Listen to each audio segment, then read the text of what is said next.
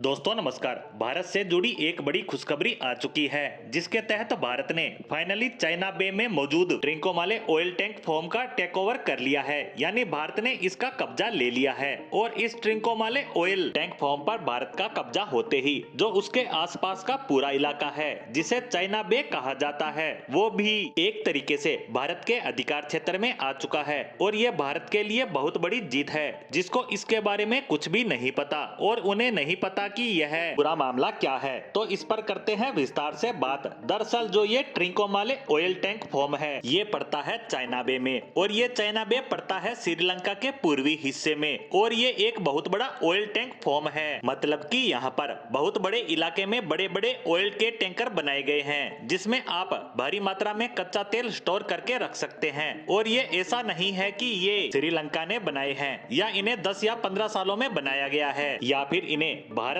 या चीन में से किसी ने बनाया है, तो ऐसा बिल्कुल नहीं है। दरअसल ये अंग्रेजों के शासनकाल के समय बनाए गए थे और इन्हें बनाने का कारण था कि जब अंग्रेज हिंद महासागर से गुजरते हुए इंडोनेशिया, फिलीपींस या फिर चीन, जापान की तरफ जाया करते थे या फिर उधर से लौट के आया करते थे, तो उन्हें बीच में एक ऐसी जगह चाहिए थी जहां पर उनकी शिप्स को रिफ्यूल किया जा सके। और इन्हीं सब को ध्यान में रखते हुए ट्रिंकोमाले में बड़ी मात्रा में ऑयल टैंक फॉर्म बनाए गए। खैर तब से ही इन्हें श्रीलंका ही इस्तेमाल करता आ रहा था, लेकिन भारत ने श्रीलंका के साथ एक डील की थी कि ये ऑयल फॉर्म आप हमें दे दीजिए, जिस पर श्रीलंका भी मान गया। लेकिन पिछले 2 सालों से भारत को इसका टेक ओवर नहीं मिल रहा था, लेकिन अब आखिरकार ये हमारे हाथ में आ गया है। लेकिन अब ये भी सवाल उठने लगा है कि भारत इसका इस्तेमाल करेगा कैसे, क्यों ये भारत के लिए एक ऐतिहासिक जीत है और चीन की बहुत बड़ी हार। तो पहले इस्तेमाल पर बात करें तो इसका फिलहाल इस्तेमाल किया जाएगा कॉमर्शियल शिप्स को रिफ्यूल करने में। बता दूं कि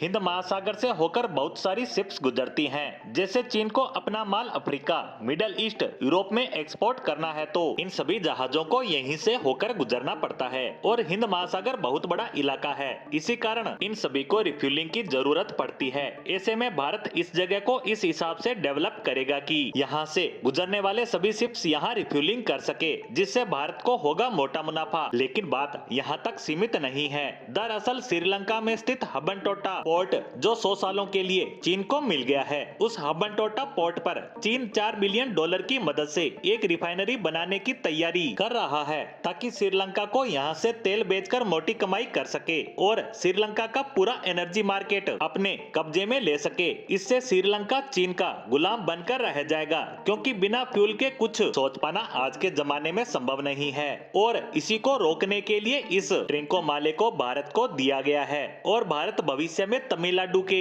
नागपट्टनम से अंडर वाटर पाइपलाइन बिछाकर यहाँ रिफाइन किया तेल भेजा करेगा और वहाँ से जहाजों और श्रीलंका को बेचा जाएगा। और कीमत के लिहाज से यह तेल काफी सस्ता होगा, क्योंकि भारत में तो पहले से ही रिफाइनरी लगी हुई है, इसीलिए भारत को नए सिरे से इन्वेस्टमेंट नहीं करना पड़ेगा। जबकि चीन वहाँ $4 बिलियन का इन्वेस्टमेंट कर रहा है और यह एक बहुत बड़ी रकम है। और इसीलिए कहा जा रहा है कि श्रीलंका के मार्केट पर भारत का नियंत्रण होगा। इसीलिए कहा जा रहा है कि ट्रिंकोमाले ऑयल फॉर्म भारत को मिल जाने से भारत की बहुत बड़ी जीत है और चीन की बड़ी हार। वहीं भारत से जुड़ी इस बहुत बड़ी खुशखबरी पर हमारी आज की पोस्ट को यहीं विराम देते हैं। धन्यवाद।